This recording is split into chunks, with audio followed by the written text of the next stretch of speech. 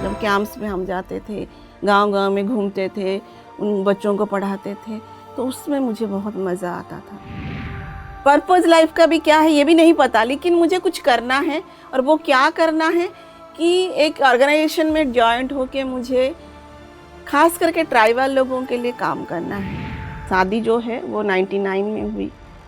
2001 तक मेरी जो लाइफ है वो ब्यूटीफुल था। ब्यूटीफुल मतलब इतना लविंग हस्बैंड, इतना कोऑपरेटिव, इतना सपोर्टिव, इतना अंडरस्टैंडिंग। जब बिजनेस किए तो वो बिजनेस में बहुत लॉस हो गई। लॉस मतलब ह्यूज लॉस, मतलब उसमें हमने अपना सब कुछ खो दिया।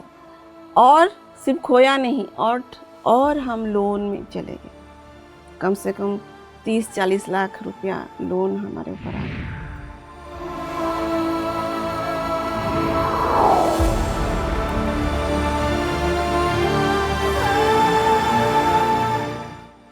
पीएमसी हिंदी के सभी दर्शकों को मेरा नमस्कार। आत्मा की यात्रा में आप सभी का स्वागत है। आइए समझते हैं कि ये आत्मा की यात्रा है क्या। आत्मा की यात्रा अनंत होती है, उसका कोई अंत नहीं है, और प्रत्येक अनुभवों के साथ वो धीरे धीरे आगे बढ़ती चली जाती है और जीवन को सफल बनाती है, खुशियों से, प्रेम से भर देती है। और जब उसके पास यही प्रेम और खुशियाँ भर जाती हैं तो वो जीवन में बांटना शुरू कर देती है।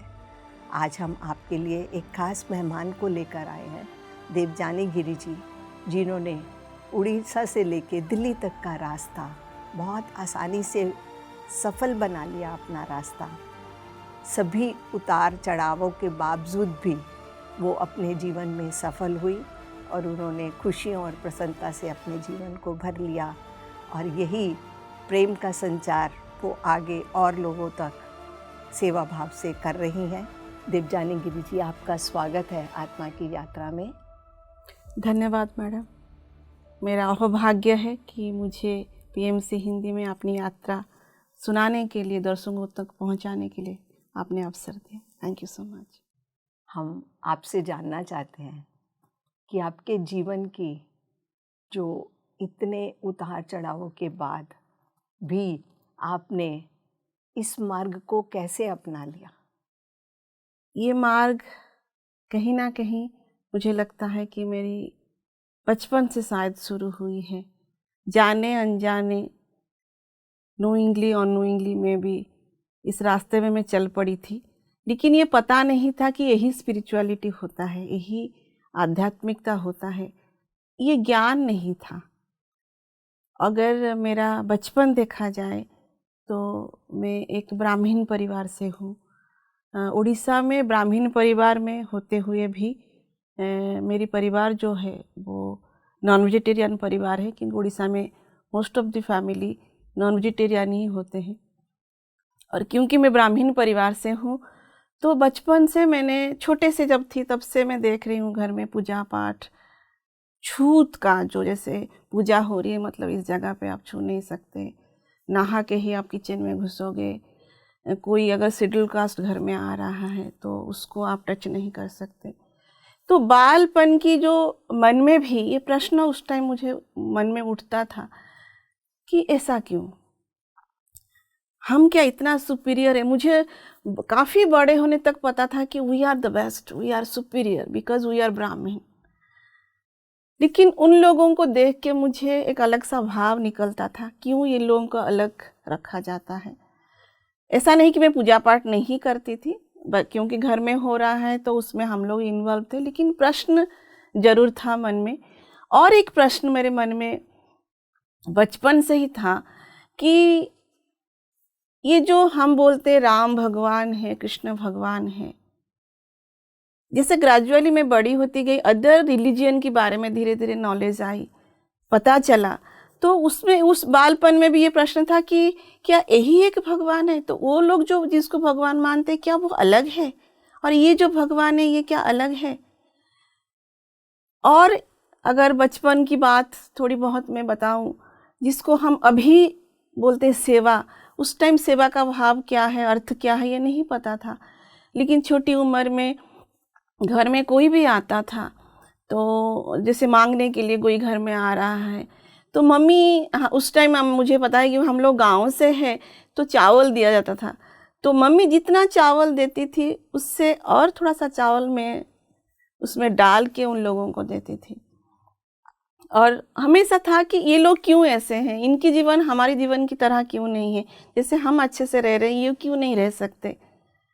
तो इसी मतलब मेरी बचपन अगर देखा जाए पूजा पाठ और एक सेवा भाव साथ साथ, और कुछ क्वेश्चन मन में, एक वाई, ये लोग क्यों ऐसा, सिर्फ यही क्यों भगवान है, और भी भगवान है क्या, भगवान है कौन फिर। तो ये नोइंगली अननोइंगली ये स्पिरिचुअलिटी है बोल के पता नहीं था, लेकिन कहीं ना कहीं ये प्रश्न मन में उठता था। और इसी भाव के साथ मैं ग्रेजुअली बड़ी होती गई, और धीरे धीरे ये जो सेवा का भाव मेरे भीतर है ये और थोड़ी थोड़ी गहरा होता गया।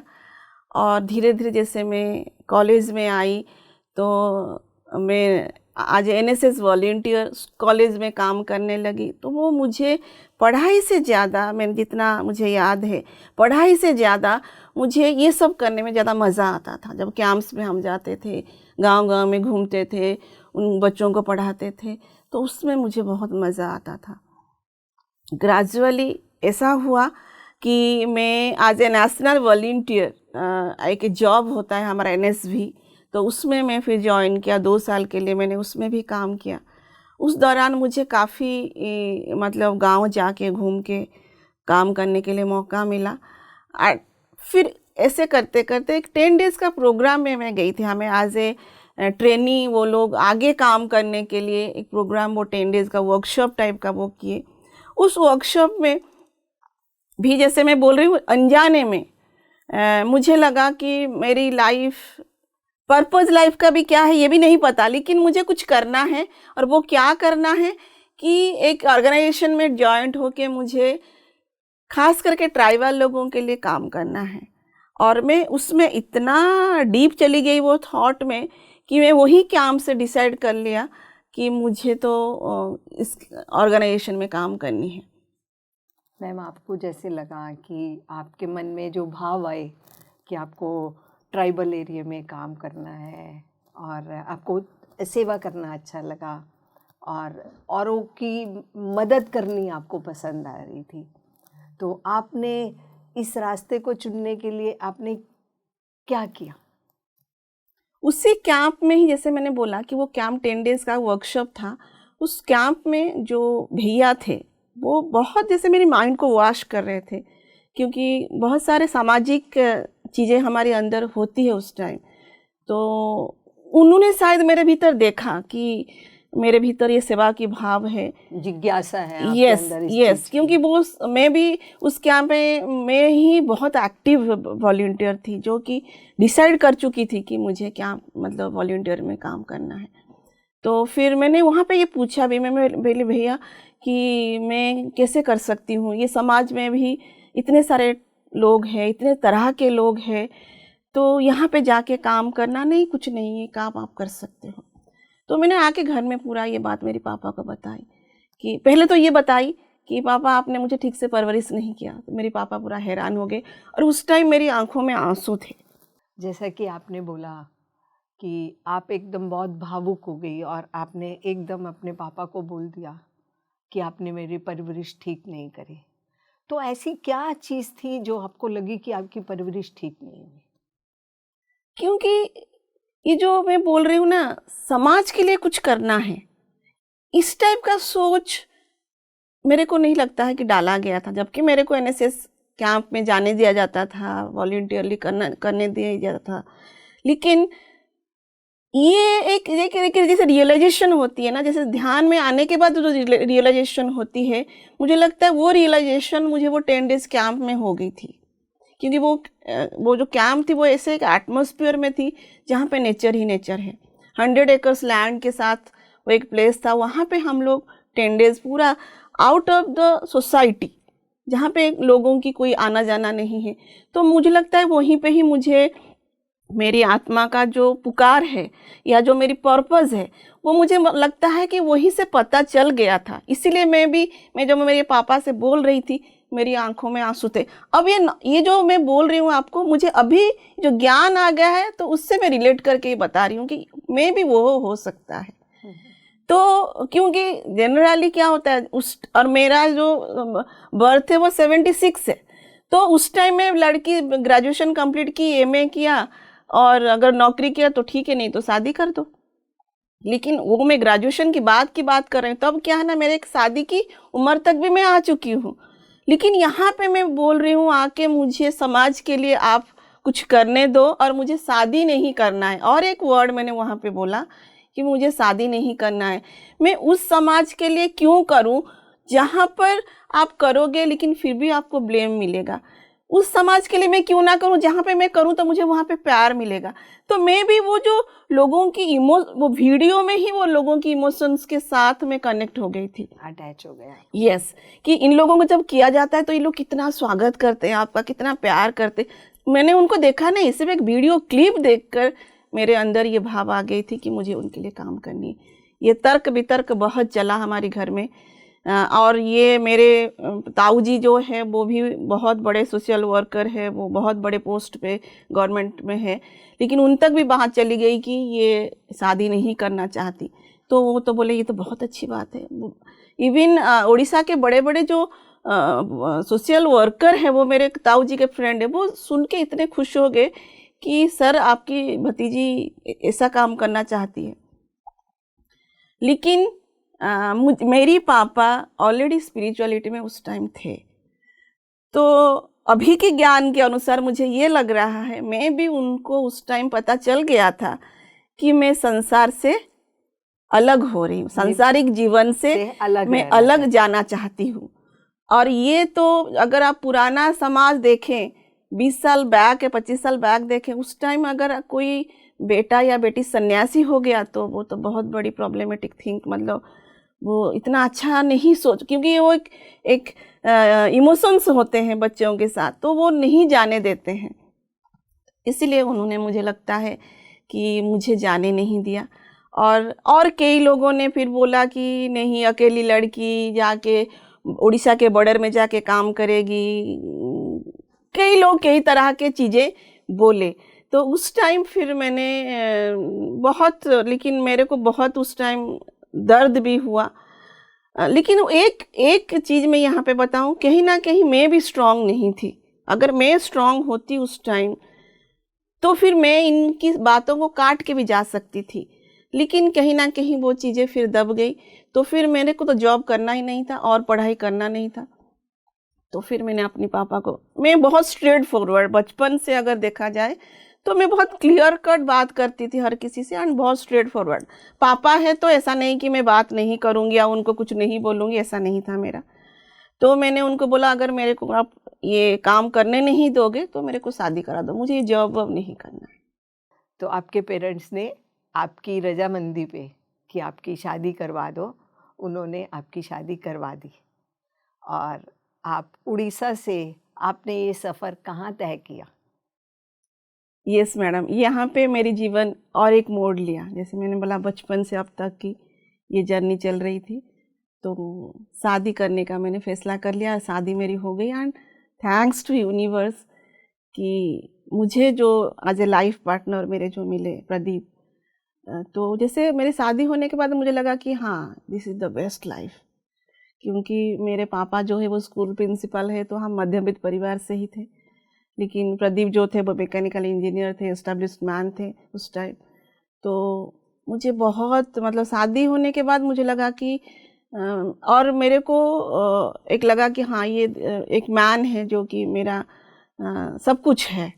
और स्पोर्ट बहुत मतलब यस, क्योंकि जैसे मैंने बोला मैडम कि मैं बहुत स्ट्रेट फॉरवर्ड थी, सबको मुंह पे ही जो भी मुझे जो बोलता था मैं मुंह पे ही उनको बताती थी। लेकिन मेरे हस्बैंड के साथ एक अलग सा मेरा कनेक्शन बना।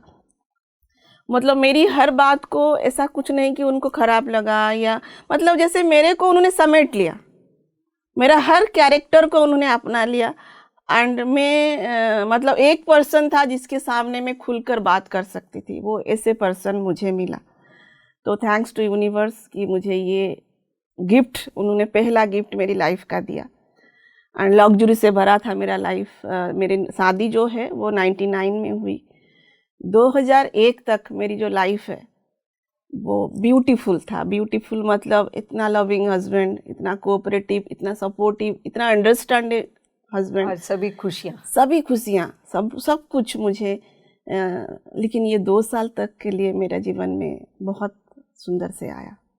तो मैम, आप जब अपने पारिवारिक नए परिवार में गए तो आपके वहाँ भी माता पिता होंगे, और आप उनके साथ आपका व्यवहार कैसा रहा? यस मैडम, ये एक बहुत सुंदर क्वेश्चन आपने किया है।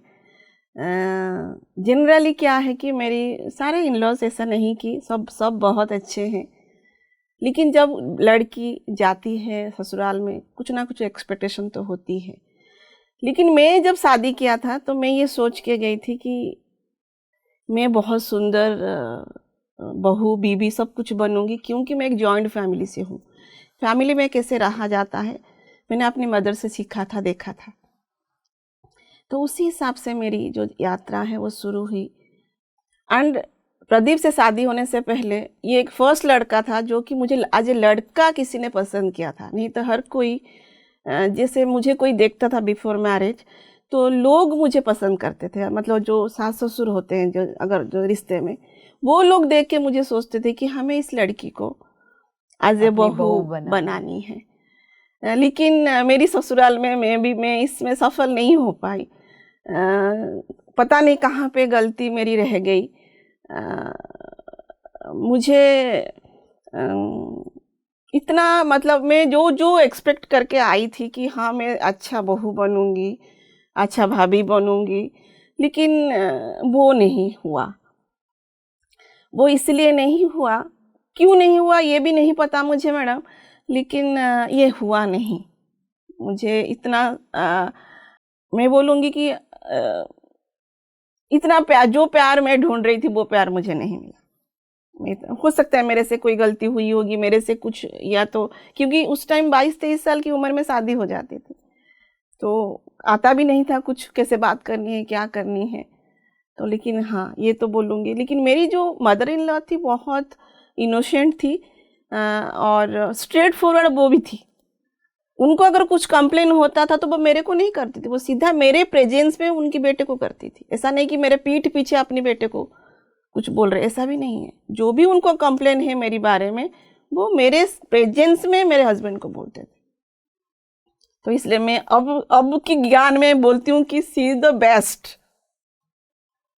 तो आपके जीवन में जैसे ये भी जो पड़ाव आया कि जो एक्चुअली में आपकी एक्सपेक्टेशन थी जी बिफोर जी, कि आपको ऐसा मिलेगा, ऐसा मिलेगा, ऐसा मिलेगा, और आपको वैसा नहीं मिला। जी ठीक है, कुछ परसेंटेज मिला और कुछ नहीं जी, मिला, बट जो मिला उसको आपने एंजॉय किया, और जो नहीं मिला उसके लिए आपने कौन सा रास्ता अपनाया? उसके लिए एक्चुअली क्या है कि मैंने जैसे बोला कि मेरे हस्बैंड बहुत सपोर्टिव है। आज जो ज्ञान की बात मैं कर रही हूँ, लोगों को बोल रही हूँ अपनी लाइफ एक्सपीरियंस से, उस टाइम मेरे हस्बैंड मेरे को ऐसे समझाते थे कि जबकि वो स्पिरिचुअलिटी क्या है उनको भी नहीं पता, मैं भी उनकी पिछले लाइफ का कुछ लर्निंग होगा, तुम अपना काम करते जाओ। क्योंकि क्या है कि मेरा एक कैरेक्टर ऐसा है कि मैं प्यार के लिए कुछ भी कर सकती, लेकिन अगर आप मुझे कुछ बोले तो मैं वो बर्दाश्त नहीं कर सकती और मैं बोलूँगी फिर। मैं अपनी तरफ से सब कुछ करने के लिए तैयार हूँ, लेकिन आपने अगर, या तो अकेली लड़की थी, मेरे पापा ने मुझे ऐसे प्यार से बड़ा किया था कि मैं किसी का डांट, किसी का ऑब्जेक्शन, कंप्लेन ये नहीं सुन सकती।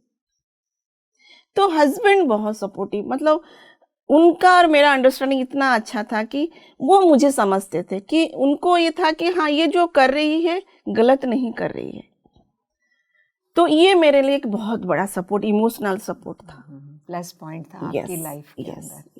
तो आपके जीवन में आपने, जो आप अध्यात्म कह रहे हैं, आत्मा की जागृति के लिए आपने कौन सा कदम उठाया और कब उठाया? आत्मा की जागृति के लिए अगर आप उतना इवॉल्व सोल हो जितना अभी नॉलेज में आ रहा है, तो वो ऑटोमेटिकली बचपन से शुरू हो जाता है। तो मेरा थोड़ा बहुत शुरू हुआ था मुझे लगता है, लेकिन ये आध्यात्मिक तरह से मैंने बार बार आपको बोल रही हूँ, ये सारा कुछ हो रहा था मेरे साथ, ये पता नहीं होता था कि ये स्पिरिचुअलिटी है। तो लेकिन मेरे लाइफ में एक्चुअली क्या हुआ कि बहुत सारे चैलेंज, जैसे मैंने बोला ना, 2 साल तक मेरे साथ खुशियाँ रही, और 2 साल के बाद मेरे लाइफ में एक्चुअली चैलेंज आना शुरू हो गया था। ये एक कनेक्शन है, आध्यात्मिकता में मैं कैसे आई और मेरी लाइफ क्या चैलेंजेस, ये दोनों कनेक्टेड है एक्चुअली मैडम। मेरी लाइफ में एक ऐसा मोड़ आया कि मेरे हस्बैंड जिस बिजनेस कर रहे थे उस बिजनेस को छोड़कर फिर उन्होंने और एक बिजनेस करना शुरू कर दिया। फिर हमने अपनी स्टेट बैक आ गए, फिर वहाँ पे वो बिजनेस करने लगे, एक फार्म हाउस डेवलप किए। उस फार्म हाउस में हमारी बहुत पैसे लॉस हो गए, बहुत, मतलब यंग स्टेज में। मेरा हस्बैंड इतना एस्टेब्लिश थे कि घर बना चुके थे, घर की रिस्पॉन्सिबिलिटी एज ए बड़ा बेटा वो सब कुछ कर चुके थे, लेकिन जब बिजनेस किए तो वो बिजनेस में बहुत लॉस हो गई। लॉस मतलब ह्यूज लॉस, मतलब उसमें हमने अपना सब कुछ खो दिया। और सिर्फ खोया नहीं, और हम लोन में चले गए। कम से कम 30-40 लाख रुपया लोन हमारे ऊपर आ गया। इसी के साथ मेरी एक नया लाइफ, नया स्ट्रगल लाइफ में शुरू हो गई। और ऐसा लाइफ कि मैं कभी एक्सपेक्ट नहीं किया था कि मेरे को, क्योंकि मैं बहुत, जैसे मैंने बोला, मध्यवित्त परिवार से हूँ, तो पैसे वैसे की ना बहुत देखा है ना कम देखा है, ठीक ठाक हम चलते थे। लेकिन ऐसा समय होता था कि 1000 रुपया के लिए भी हमें प्रॉब्लम हुआ। इस टाइप का लाइफ भी, ये लाइफ कम से कम मेरी चली 2010 तक। इसमें जैसे आपने बोला कि आपकी आध्यात्मिक यात्रा कैसे शुरू हुई, लेकिन इससे पहले जैसे मैं बोला, बचपन से मैं ब्राह्मण परिवार से होते हुए भी मेरे पापा गुरु डिवोटी थे एक्चुअली। ठाकुर निगमानंद जो बंगाल के हैं, उनको उड़ीसा में बहुत मानते हैं, तो उनकी डिवोटी वो थे।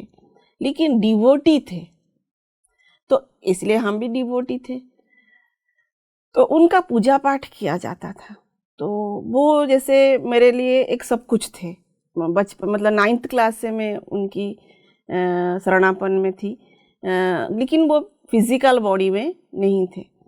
तो उनका पूजा करना, गुरु मंत्र जाप करना, गुरु पाठ जाप करना, सुबह शाम, ये सब कुछ मैं बचपन से, मतलब 9th क्लास की उम्र से ही मैंने करना शुरू कर दिया था। तो ये जो मेरी पीरियड्स चल रही थी, मैं हमेशा भगवान जो ठाकुर से, मैं उनको ठाकुर बोलती हूँ, तो मैं हमेशा उनको यही बोलती थी कि मुझे सद्बुद्धि दो। मैंने कभी ये नहीं बोला कि मेरे को इस कस्माकस से निकालो, क्योंकि वो लाइफ जो हो गई थी हमारी बहुत बदतर हो गई थी। हम हस्बैंड वाइफ ऐसे होता था कि बैठ के बातें करते थे कि कैसे लोगों की लोन चुकता करें। हमारा ये नहीं था कि हम किसी का पैसा खा जाए। तो मेरे हस्बैंड बहुत वैसे पॉजिटिव, बहुत पॉजिटिव है। वो बोले कि मैंने अपनी लाइफ में किसी का नुकसान नहीं किया, तो मेरे साथ भी नुकसान नहीं होगा। मैंने बहुत लोगों के जीवन को सफल किया है, बचाया है, जबकि उस टाइम भी उनकी एज ज़्यादा नहीं थी। 35 एज में इतना सफल आदमी भी फिर से डाउन हो सकता है। तो कुछ नहीं होगा, तुम टेंशन मत लो। मैं बोली आप 50,000 रुपया, हाँ मैं यहाँ पे बोलना भूल गई मैडम। ये सफ़र, जैसे मैंने बोला ना, ये जो मेरी यात्रा है 2005 से लेके 2010 तक चली, इस बीच में हम दिल्ली आ गए थे। ओके, तो दिल्ली में आने के बाद 50,000 तनख्वाह वहाँ पे हमें मिलता था। 50,000 तनख्वाह, दिल्ली में घर आप रेंट पे दोगे, उसके ऊपर से आपका 30 लाख रुपया, 40 लाख रुपया लोन। आप क्या खाओगे, क्या लोन चुकता करोगे, कैसे होगा ये? वो बोलते तो हो जाएगा। क्या ट्रस्ट उनका था। लेकिन मैं जैसे ठाकुर को मानती थी, मैं हमेशा ही बोलती मुझे सद्बुद्धि दो और रास्ता दिखाओ। और उन्हीं की क्योंकि मैं तो उस टाइम ध्यान क्या है नहीं पता था, सिर्फ गुरु पाठ करना, गुरु मंत्र जाप करना यही करती थी। मैं भी उन्होंने रास्ता दिखाया। और ये जो अंधेरा था मेरे जीवन में, इसमें थोड़ी सी रोशनी जैसे आई 2011 में। मुझे मेरी फ्रेंड जो Nagalakshmi madam, senior most pyramid master है PSSM का, उन्होंने मुझे एक दिन कॉल करके बोला कि देवजानी, हमारी सोसाइटी में ध्यान की सिखाने के लिए हम क्लास रख रहे हैं, आप आ जाओ। तो उस टाइम जो ध्यान है वो मेरे लिए सिर्फ शब्द था, मैंने सुना था, ध्यान क्या है ये नहीं पता था। तो मेरी लाइफ में जब भी कोई चैलेंज आया है, सपोर्टिव तो मेरे हस्बैंड है, लेकिन मेरे पापा अगर बोला जाए तो वो मेरी पहला गुरु है। लाइफ में कोई भी चैलेंज हो, कहीं पर भी मुझे डाउट हो, तो मैं अपने फादर से ही पूछती थी, क्योंकि वो एक न्यूट्रल पर्सन है, वो कभी बेटी बोल के कोई भी ओपिनियन नहीं देते थे। तो मैंने पापा को बोला कि पापा ऐसे मेडिटेशन क्या है, वो ऐसे बुला रहे मैं जाऊं? तो पापा ने वहाँ पे मुझे बोला कि अगर तुझे गुरु को जानना है, गुरु ठाकुर को पाना है, तो this is the best way, this is the way. तो इसी लालसा में उस दिन मैं अपनी सोसाइटी की कम्युनिटी हॉल में गई थी कि मैं ठाकुर को देखूंगी। लाइफ में चैलेंज चल रहा था, लेकिन लालसा था ठाकुर को देखना। एंड उस दिन का नज़ारा मैं अभी तक भी नहीं भूल सकती। जाते जाते 2-3 फ्रेंड्स ने भी मुझे बोला कि कहाँ जा रही है, मेडिटेशन के लिए? क्या करेगी वहाँ पे जाके? आंखें बंद करके बैठना है। लेकिन कौन सी शक्ति मुझे खींच के लेके जा रही थी? मैं बोली ठीक है ना, बैठूंगी ना, देखते हैं क्या है इसमें।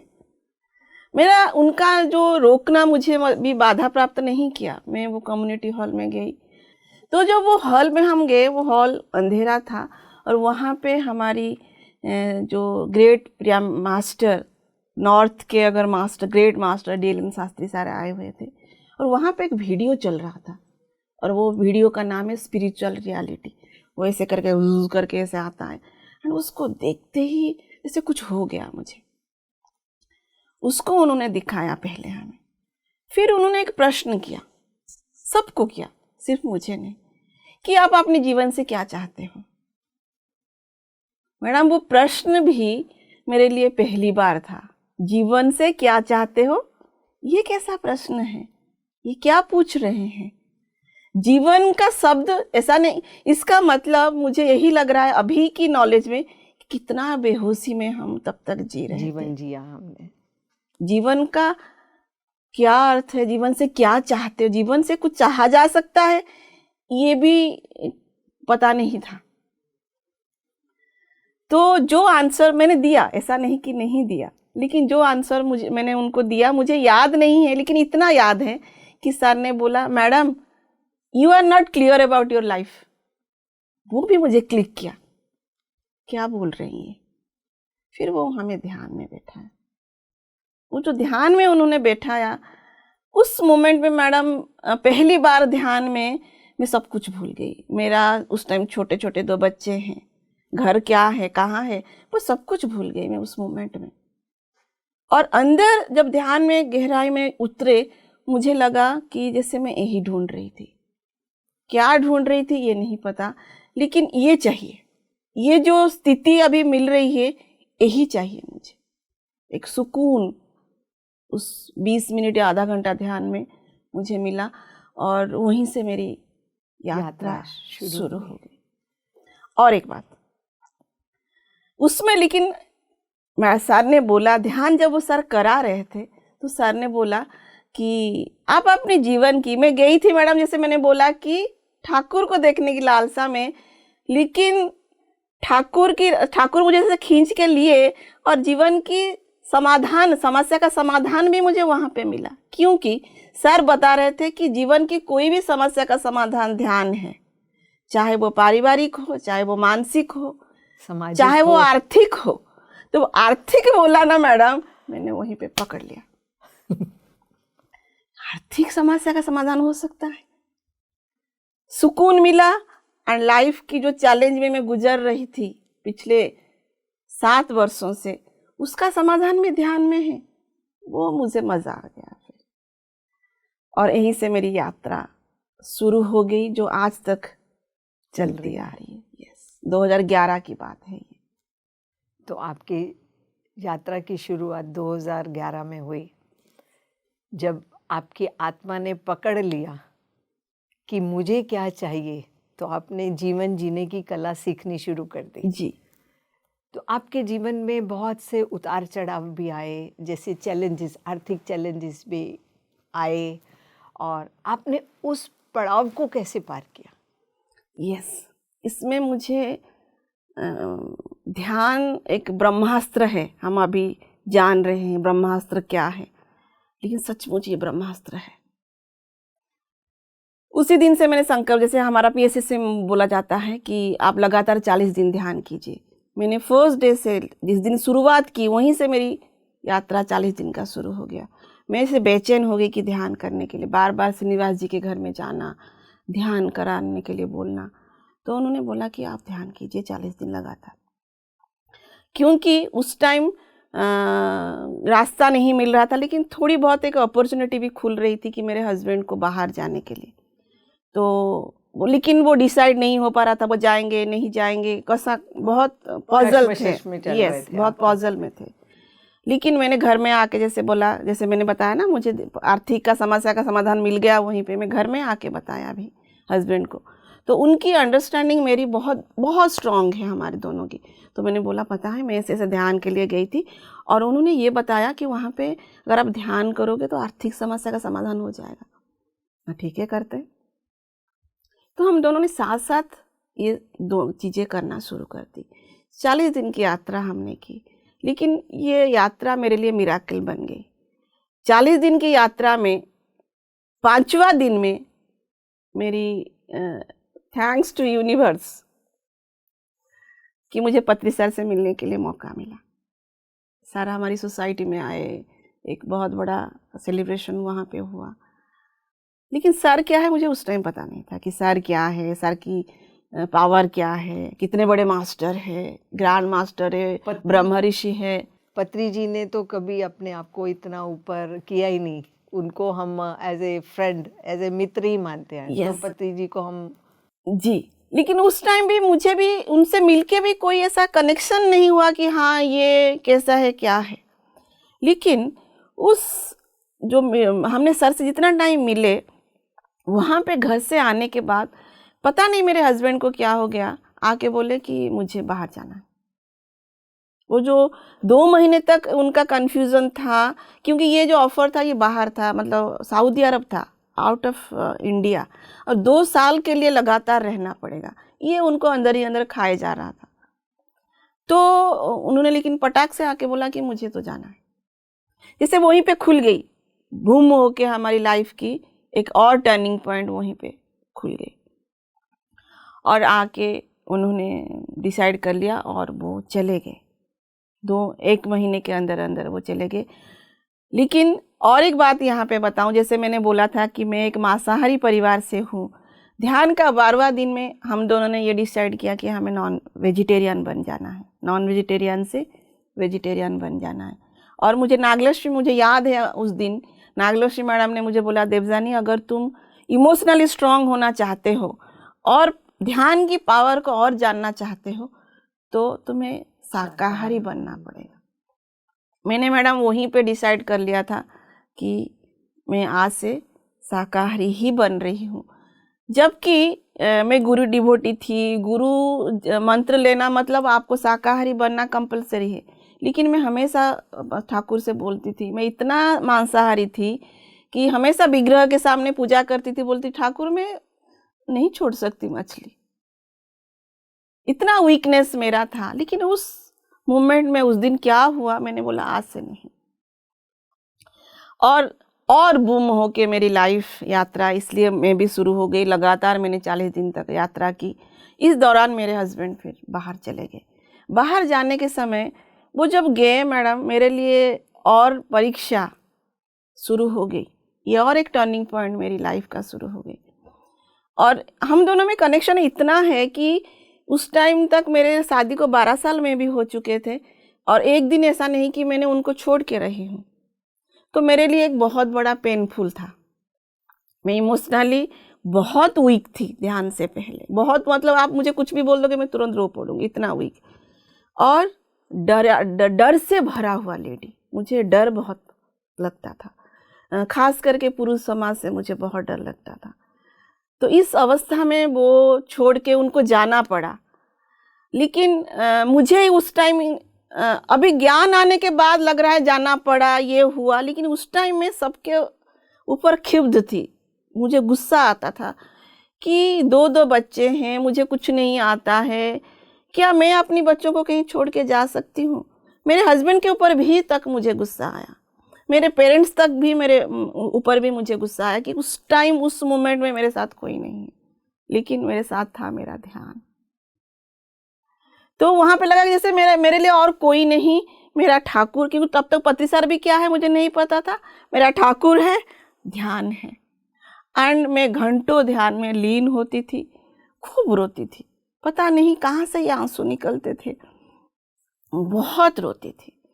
और मैंने यहीं पे समर्पण क्या है वो सीखा,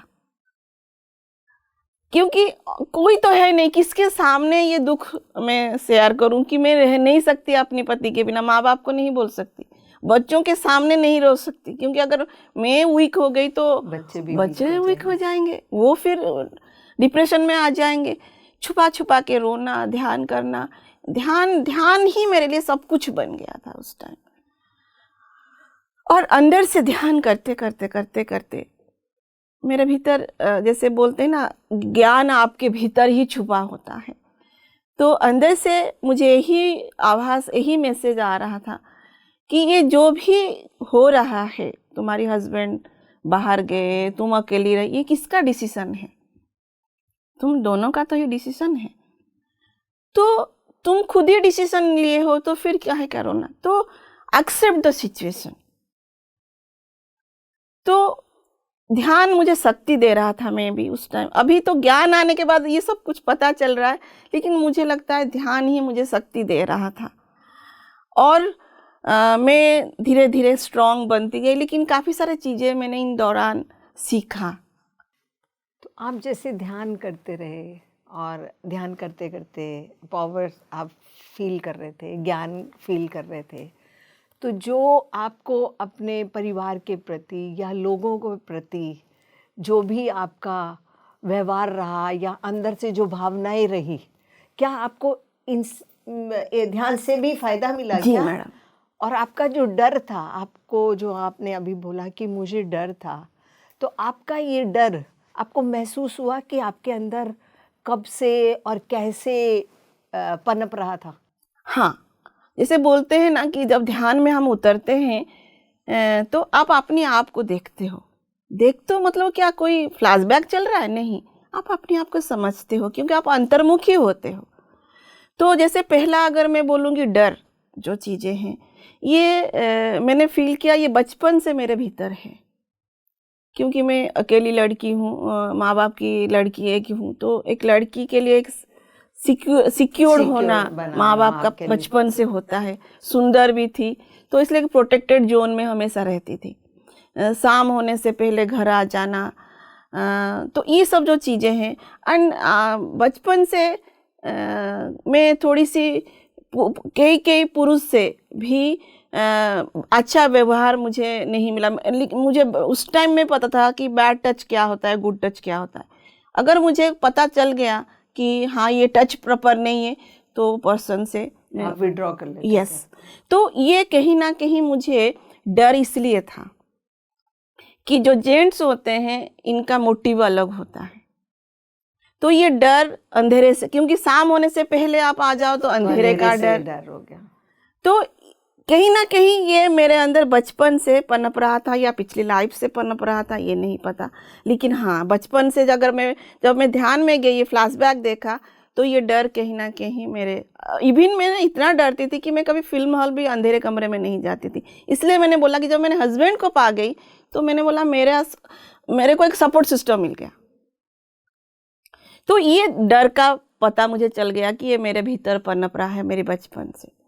लेकिन डर को फेस करने के लिए जैसे आपको एक्सेप्ट करनी पड़ेगी सिचुएशन को, आपके साथ जो है सो है, परिस्थिति को एक्सेप्ट करोगे तो आगे बढ़ोगे। क्योंकि उस टाइम मुझे सब कुछ करना है, बच्चों की स्टडी देखनी है, बाहर राशन के लिए जाना है, सब्जी के लिए जाना है, यहाँ तक कि आपका बैंक का काम देखना है, पेपर देखना, बैंक का पेपर देखते ही मेरा दिमाग खराब हो जाते थे।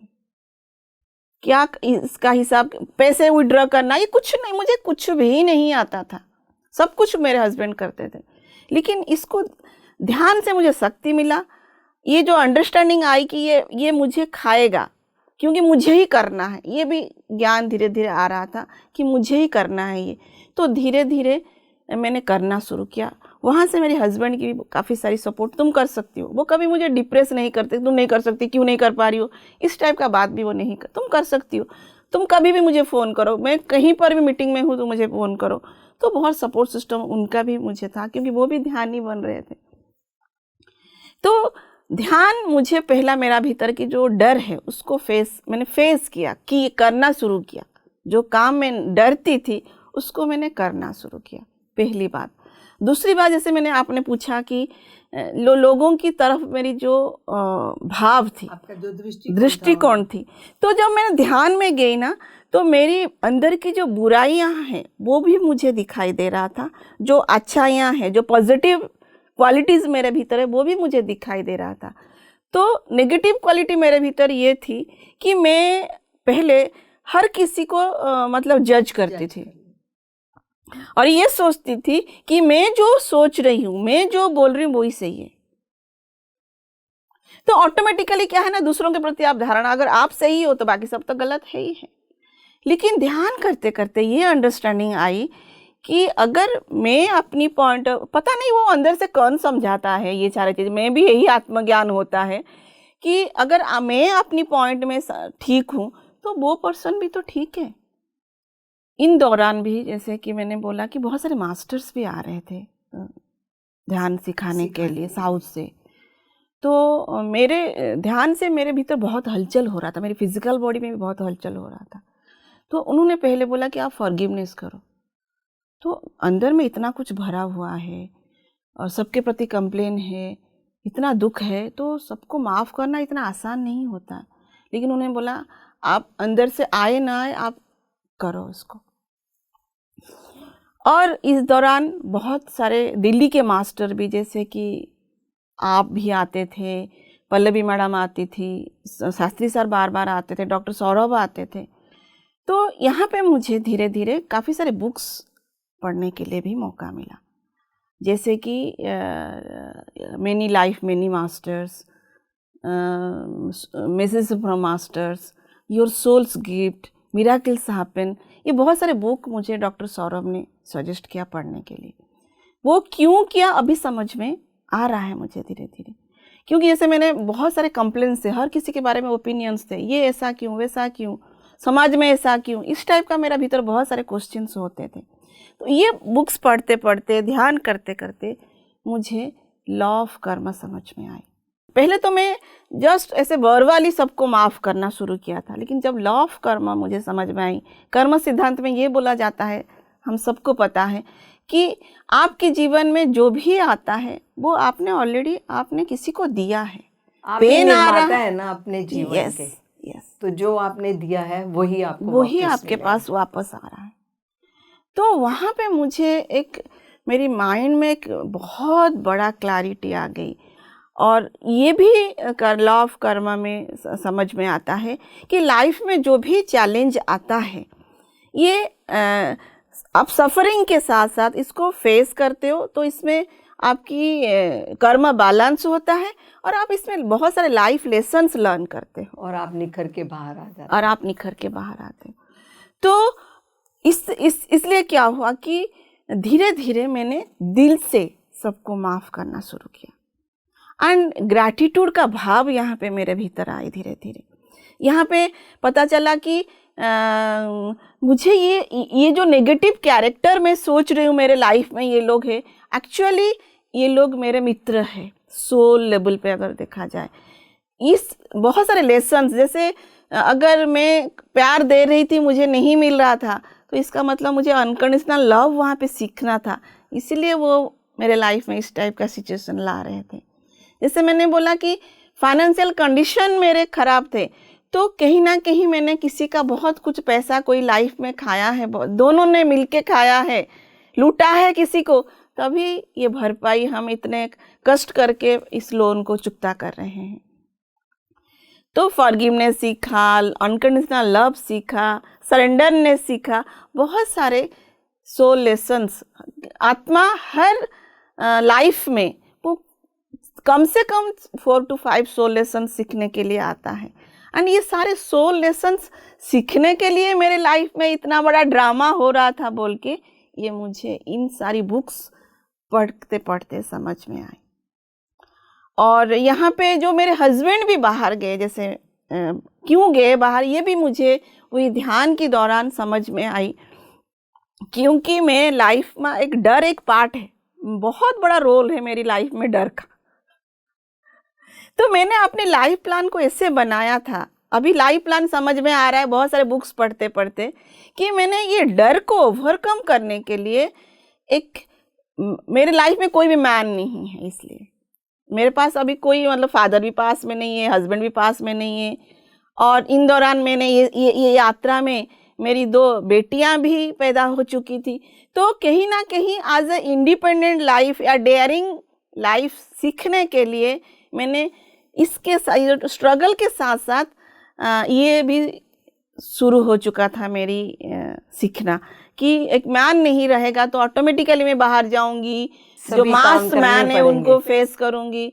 तो कहीं ना कहीं आप सिर्फ ध्यान करने से तो नहीं होगा ना, ध्यान के साथ साथ आपको ये अर्थ लाइफ को जीना पड़ेगा। एक्शन, आपका फिजिकल एक्शन से आपको उसको फेस करनी पड़ेगी, तभी आपके भीतर में निखार आएगी। लेसन अब तभी पूरी तरह से आप प्रैक्टिकल नॉलेज को अनुभव करके उसको जीवन में लेकर आते हैं। जी, तो इसमें बहुत सारे मास्टर्स की मेरे लाइफ में रोल है। और इस दौरान भी मेरा हस्बैंड का भी वहाँ पे भी काफ़ी सारी मतलब तरक्की हो रही थी। 1 साल के अंदर 2-3 प्रमोशंस उनको मिले, और जितनी सैलरी में वो गए थे उसका 3 times मोर उनका सैलरी हो गया। तो ये एक मिराकल, लेसन्स भी लर्न हो रहे थे, क्लैरिटी आ रही थी लाइफ के ऊपर, कर्म के ऊपर, एंड जो माँ लक्ष्मी की वर्षा भी धीरे धीरे होना शुरू हो गया, जिससे कि हम विदिन 2 to 3 years में कर्जा मुक्त हो गए। तो ऐसे करके ये यात्रा और मेरी आगे बढ़ती गई। देवजानी जी, आपकी आत्मा की यात्रा में हमें बहुत कुछ सीखने को मिला। जीवन को कैसे जीना चाहिए, सभी संघर्षों को किस प्रकार हमें अपने अंदर स्वीकार करके कैसे हमें अपने लेसन्स लेने चाहिए। दर्शकों, देवजानी जी की आत्मा की अद्भुत यात्रा में हमने बहुत कुछ सीखा। अभी बहुत कुछ सीखने को बाकी है। हम मिलेंगे अगले भाग में, बने रहिए हमारे साथ।